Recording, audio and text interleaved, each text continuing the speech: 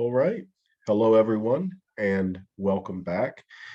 Today, we are going to be reading through Plato's Euthyphro together.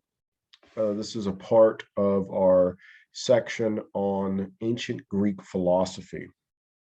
Now, before we start reading through the text, I want to provide some context to Plato's Euthyphro, some things to keep in mind as you're reading this.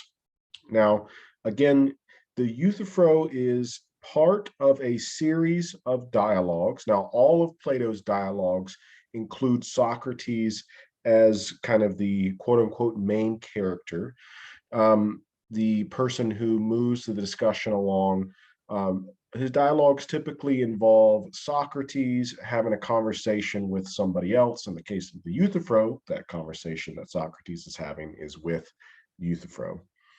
Now, I say that it's a part of a series. So, as I said in the last video, Plato's work can be divided up into the early, middle, and late stages. But here it can also kind of be divided up thematically. So we have four dialogues which, taken together, kind of tell the story of the trial and death of Socrates, which Plato, historically speaking, was there and was a witness of. And the Euthyphro is the first of those four. So it goes the Euthyphro, the Apology, the Crito, and then the last is the Phaedo. So the Euthyphro sort of sets up this scene. Now, to provide some context to the story, so what has happened prior to this, and you'll see this come to the forefront at the very beginning of the Euthyphro, is that Socrates is getting into some trouble with the people in the city of Athens. This results from some conversations that Socrates has had with members of the city of Athens. And what this resulted from, and Socrates will tell this story in the second of the dialogues, the Apology. What this results from is one of Socrates' childhood friends goes to the Oracle of Delphi, or Delphi, goes to the Oracle of Delphi, which in Athens, in Greece, the Oracle of Delphi was this. It was a physical location. It was a temple that you would go to. The oracle was a priestess who would have communion with the gods, and you would typically go to the oracle to ask the oracle a question, a life question. Famously, military leaders / political leaders would go to the oracle to ask for the oracle's advice on military type questions, issues of state politics, stuff like that. Well, one of Socrates' friends goes to the oracle and asks the oracle, is Socrates the wisest man in Athens? And the oracle says, yes, Socrates is the wisest man in Athens. And so his friend runs back to Athens and tells Socrates, hey, guess what? I just asked the oracle, are you the wisest man in Athens? And the oracle said, yes. And Socrates is kind of taken aback by this. He says, well, that can't be right. I'm not the wisest man in Athens. And he says in the Apology, I can't be the wisest man in Athens because all that I know is that I don't know anything. All that I know is that I know nothing at all. So this starts kind of a quest for Socrates. It creates a mission for him.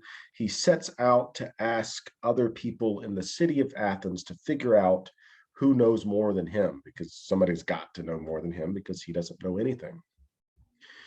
And this eventually gets Socrates into some trouble with some of the political and the religious authorities of Athens.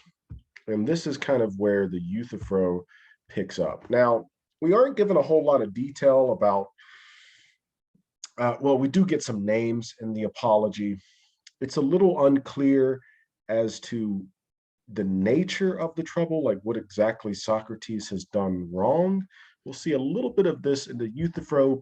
What it boils down to is as strange as this sounds. It seems like Socrates asked the wrong person the wrong sorts of questions, specifically with respect, in this case, as we see in the Euthyphro, with respect to the divine, um, to the religious authorities at the time.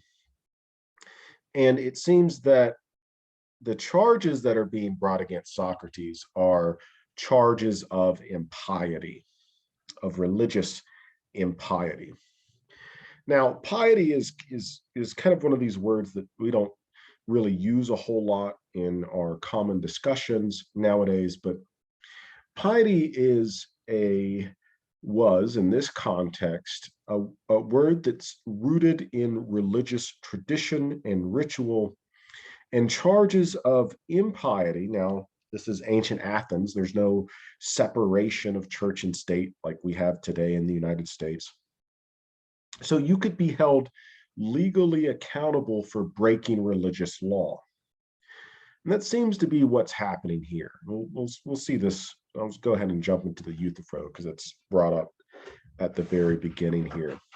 So Socrates, it starts off with, and you'll see this kind of this back and forth. This is what we mean by dialogue here. Euthyphro speaks, then Socrates speaks. So Euthyphro is the first up.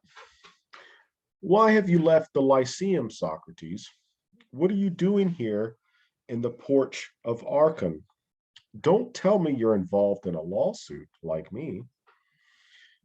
So the Lyceum was a place in the city of Athens. It's kind of like a public meeting space, public meeting hall that people would go to have conversations and to debate, stuff like that.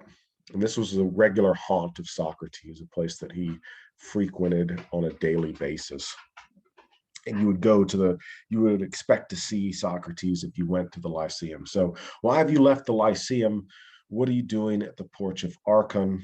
So there are different legal bodies in the city of Athens, and the porch of Archon is the legal body that deals with laws or criminality.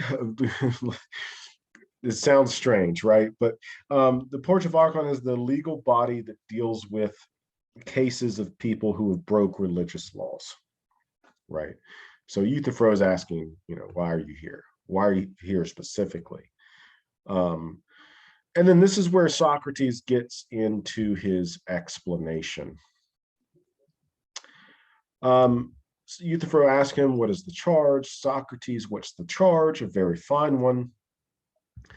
It's very impressive for a man so young to have figured out something so important. That's piety, right? He says he knows how young people are corrupted, and he knows exactly who's corrupting them. Me. So the formal charges that are brought against Socrates are there's two that are brought up in the Apology. The first, Socrates is charged with corrupting the minds of the youth, leading young people astray. And the second is for creating new gods, although it's not really specified like what new god Socrates has created or what exactly that means. But these are the charges: corrupting the minds of the youth and creating new gods. And this is why he's in the court for impiety. So I just want to point out something that might seem a little strange if you're reading through this.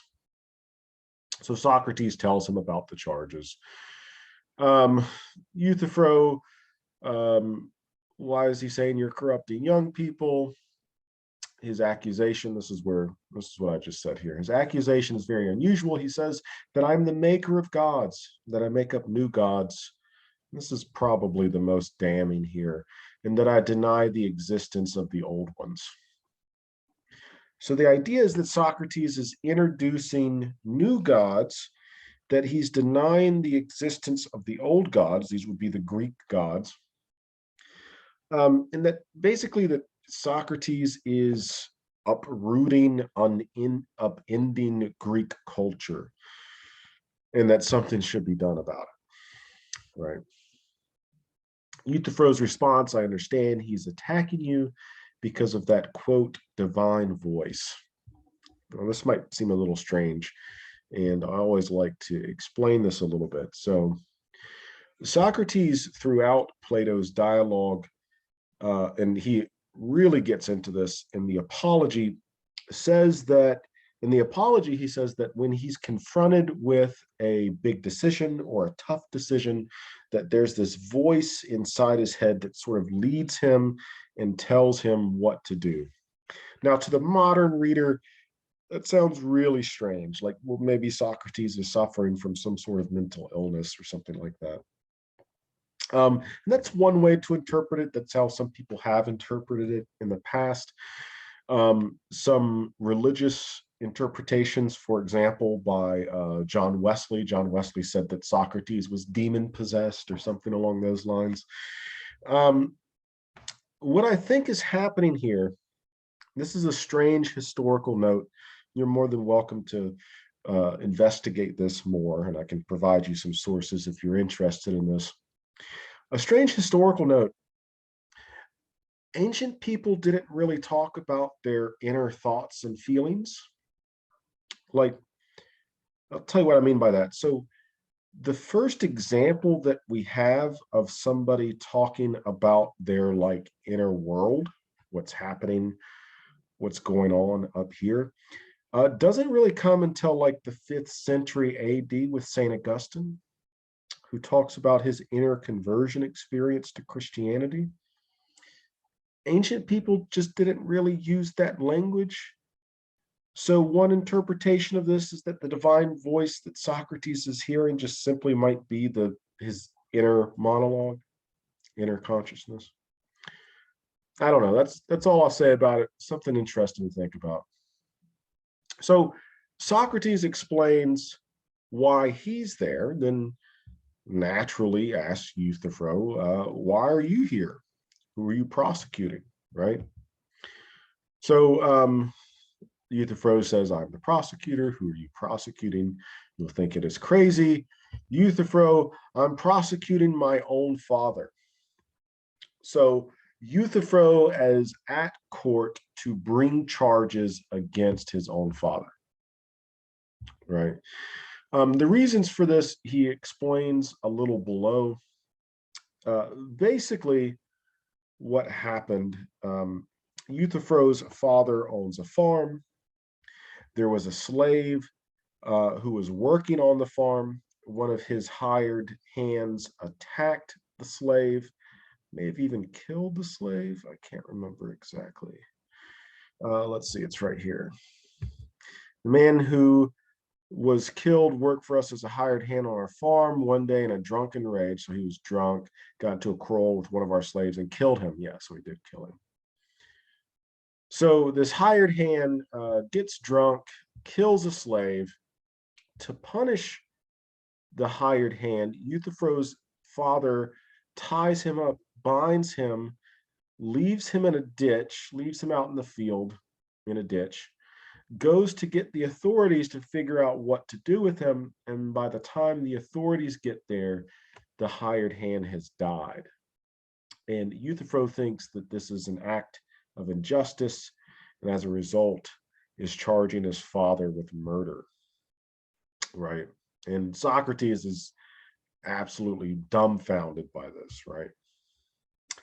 Amazing Euthyphro, and is your own knowledge of religion and of what religious duty is and what's sinful, what's pious, so exact that given that circumstances of the case, as you say, you're not afraid that you may be doing something sinful yourself and bringing a lawsuit against your own father, right? In other words, Euthyphro, you must really be sure of your knowledge of piety and impiety to be charging your own father with this. And Euthyphro, not one for humility. Well, that's exactly what distinguishes me from the crowd, my expert knowledge on all religious matters. All right, so Euthyphro here claiming to be an expert on the knowledge of piety, on the subject of piety. And Socrates takes this as fortunate, right? Because remember, he's being charged with impiety. So the idea behind the discussion here, Euthyphro claims to be an expert on piety. Socrates is being charged with impiety. So Socrates says, Euthyphro, I'll be your student. You'll be my teacher. You tell me what exactly piety is, so that way I can defend myself with it against the charges that were brought against me. Okay. Yeah, tell me about this idea of religious duty, piety, and sin, which you said you know all about. And I don't just mean the connection with the murder. So for the rest of the dialogue, Euthyphro will be giving Socrates a series of definitions on what he thinks piety is. And Socrates will basically pick those definitions apart. So I think there's technically and this document that I've given you is only an excerpt from the Euthyphro. It's not the whole thing. So in the document that we have, we're only going to touch upon 3 of these definitions. All in all, there's 5 total, I believe. But these 3 will suffice to kind of get the point, the larger point that I think Socrates is trying to get at. Okay, Socrates. All right then. So what is holiness and what is sin? Euthyphro's first answer here. Well, holiness means doing exactly what I am doing now, prosecuting a man who's guilty of murder or any other crime, whether he's your own father or mother or whoever, doesn't make any difference. And not to prosecute a murderer is a sin. So what is holy, what is pious, is to prosecute a murderer, is to do what Euthyphro is doing now, to prosecute a murderer. Okay, let's get into Socrates' response here. Oh, wait, let me cover this a little bit, right? So to prosecute somebody who's murdered somebody. And so this is Euthyphro's evidence for why this is right, or why this is what you ought to be doing, right? And here's a very solid evidence for my claim that a criminal, whoever he is, should never be left unpunished. Don't people regard Zeus as the very best of all gods, the God who sets us the clearest example of what is right? And everyone knows that he imprisoned his own father Kronos for eating his children, and that Kronos had punished his own father for a similar crime. So to what is pious is punishing those who commit crimes, to be a little bit more general here. And we are to do this because that is what the gods themselves do. That's what Zeus did to his father, and that's what Zeus's father Kronos did to his father before him. Socrates' response, I wonder if that's why I'm being charged with impiety. I don't think it's that. I think it's what Socrates is going to say next, what people don't like, right? I always find those stories about the gods pretty hard to swallow. Maybe that's my crime, Socrates, with a little self-insight there. But since you know about these things and evidently believe these stories, so it's, Socrates gets a little sarcastic, right? And to be sarcastic about the gods in this sort of cultural setting, yeah, Socrates, I think maybe at the back of your mind, you know what you're doing. I don't know. Y'all tell me. What else can I do, given that I freely admit that I know nothing about any of it? But tell me, Euthyphro, do you really believe all the stories about the gods?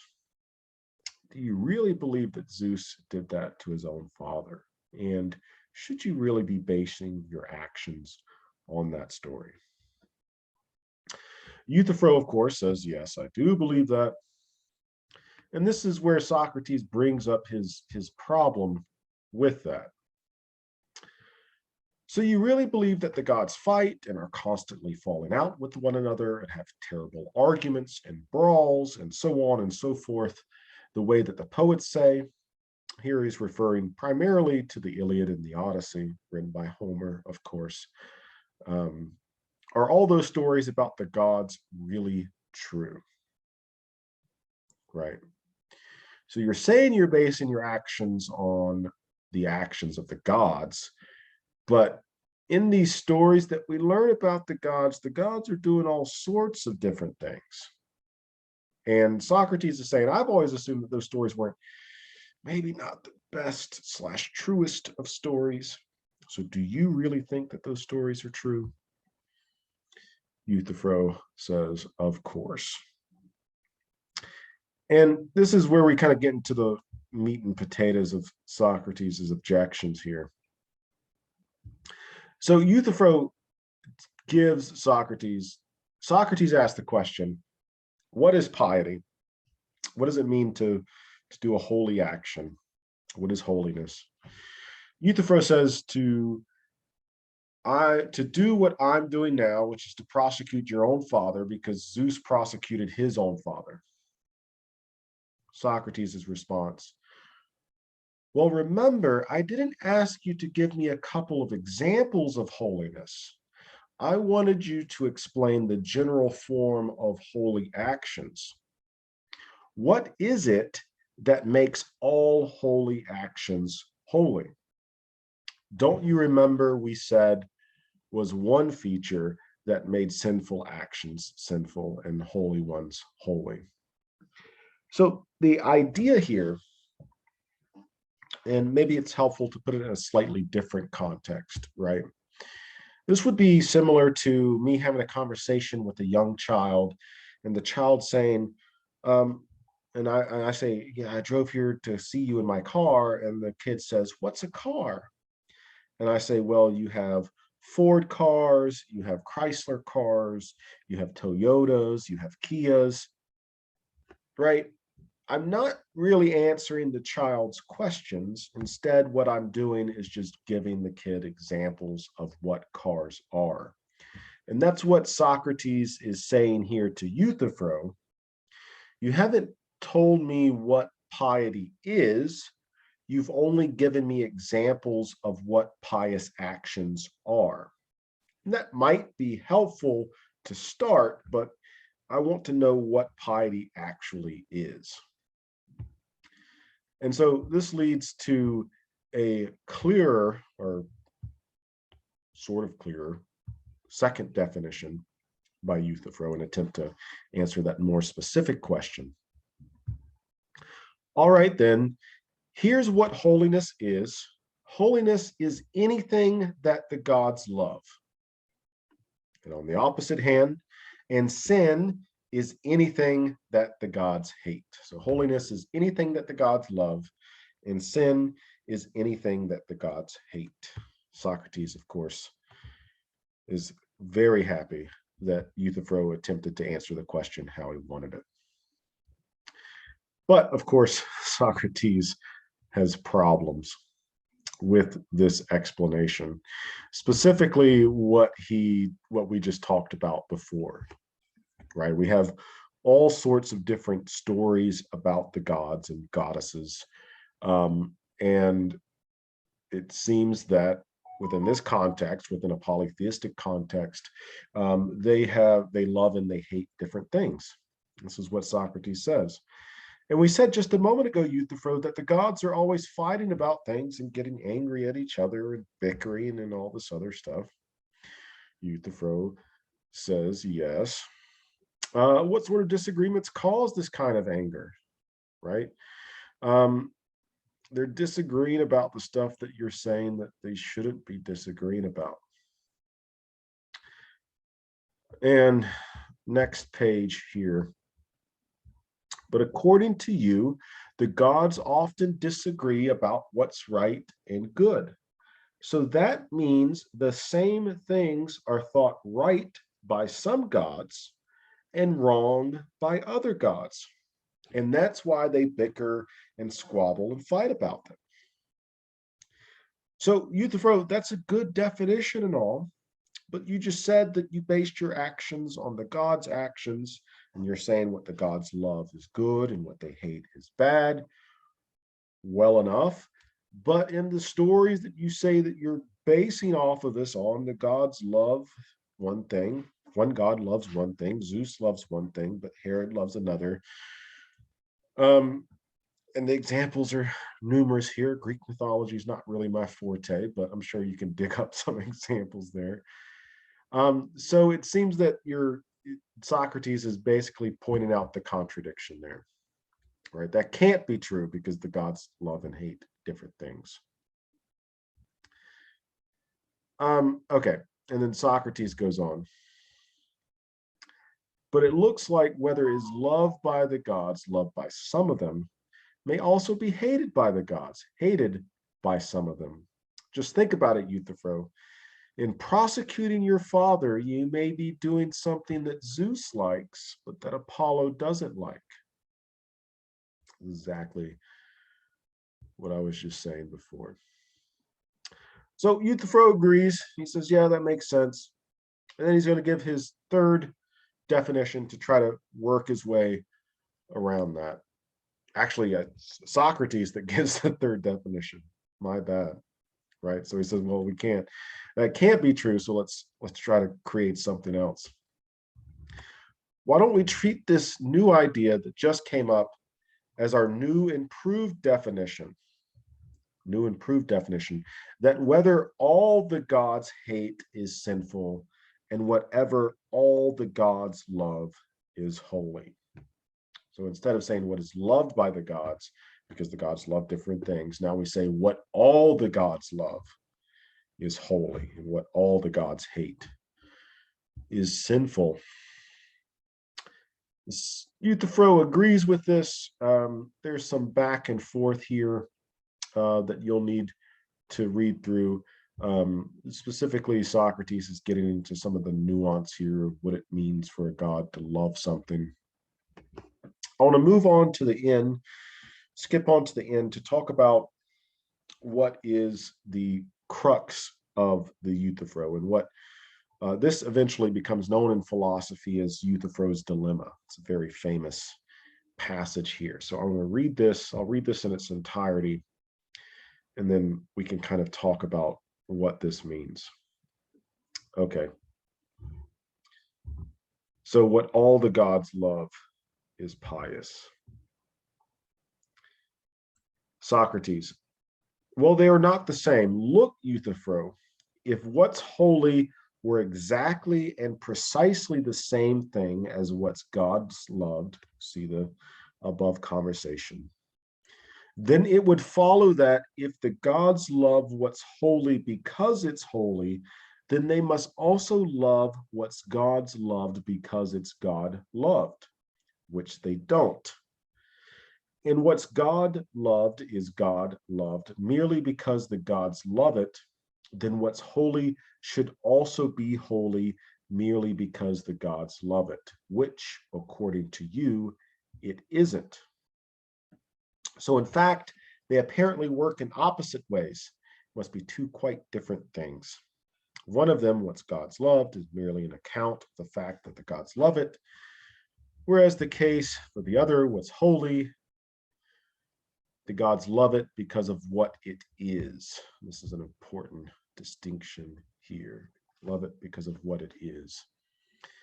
And it is what it is independently of the fact that they love it. All right. Maybe none of that made sense to you. Lots of wordplay back and forth there. Let me try to break this down a little bit. All right. So Socrates is asking the question. So to begin with, to go back to the second definition there, that holiness or piety is what all the gods love. In terms of explanatory power, that still doesn't answer the original question, which is what is holiness? Right? You've only explained what holiness is by saying that the gods love it, but you still haven't said what it is in and of itself. Right.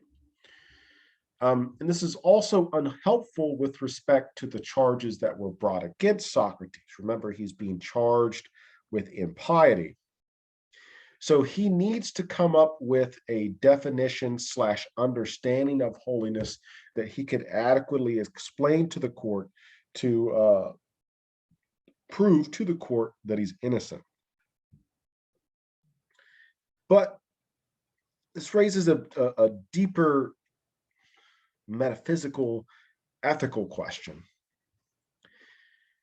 So in the Greek philosophy video, I said that one of the distinguishing features of Greek philosophy, the reason why we date the beginning of Greek philosophy to the Greek philosopher Thales, was because that Thales provided an answer to a cosmological question. He was able to predict the solar eclipse without appealing to religious ideas and notions. Socrates' response here is getting at a issue that lies at the heart of religious ethics, specifically what's referred to as divine command theory. So we have the field of ethics. Ethics deals with questions of right and wrong. And one of the classical questions of ethics is what makes an action good or bad. Now, for most of human histories, human religions, I guess all religions are human religions, religions have given us descriptive ethics and have told us what is right and wrong. If you look at most of the major world religions, especially the three major monotheistic traditions of the West, Judaism, Christianity, Islam, all of them have a list of rights and wrongs, do's and do nots. And this is what in philosophy is referred to as divine command theory. So where does ethics stem from? Where do we get our ideas of right and wrong from? Religion says that we get our ideas about right and wrong from God. God tells us what is right. God tells us what is wrong. And this is what Euthyphro is saying at the beginning of the dialogue, that you should do what I'm doing because what I'm doing is right, because I'm just doing what Zeus was doing. And Zeus was just doing what his father was doing. And Socrates' objection is, well, do the gods do the action because the action itself is right or wrong? Or is something right or wrong simply because the gods or God tells us that it's right or wrong? If that still doesn't make sense, think about it this way. So to appeal to more to the Western tradition, more of a Western audience, right? Consider the Ten Commandments are very famous in the United States, right? The Ten Commandments, of course, not the only commandments from the Jewish tradition. There's 300 and something odd commandments, but the 10 commandments are the most famous. So let's use those as an example. Let's use murder as an example. Thou shalt not kill, right? Is not killing somebody, let me not phrase that in the negative. Should you not kill somebody because God told you to? Or should you not kill somebody because killing somebody is inherently wrong? This also gets to the question of motivation. And actually, religious figures pick up on this as well. Jesus will pick up on this in the New Testament. Confucius picks up on this with his idea of humaneness. We'll get into that a little bit later in this class. But what is the intent behind doing something? Like, if I get really angry, or maybe I won't use myself as an example because I don't want y'all to think I'm out here trying to murder people, right? But if somebody gets really angry to the point where they're thinking of violently harming somebody else, and they say, oh, well, God told me not to kill, so I'm not going to do it. Does that make them a good person? Or should they not murder somebody because they feel they should feel like guilt and disgust at the thought of harming another human being? again, getting back to this question of intrinsic motivation, to instead of punishment, you can think about it as a reward. Should somebody be rewarded with heaven, for example, for not doing an action because they're doing it because of the reward? Or should you be doing it without considering the reward? And I think that's the kind of question that Socrates is getting at here. Fundamental question that lies at the heart of any belief system that relies upon this divine command theory. Is God telling you not to do these things because they're wrong, or simply because are you not doing them simply because God said it? And Socrates says that the way that you answer that question matters, and that it's worth thinking about. Anyway, that's all we got for this video. You tell me what you think about Euthyphro's famous dilemma, and how or how not, if it does or if it does not factor into your ethical belief system.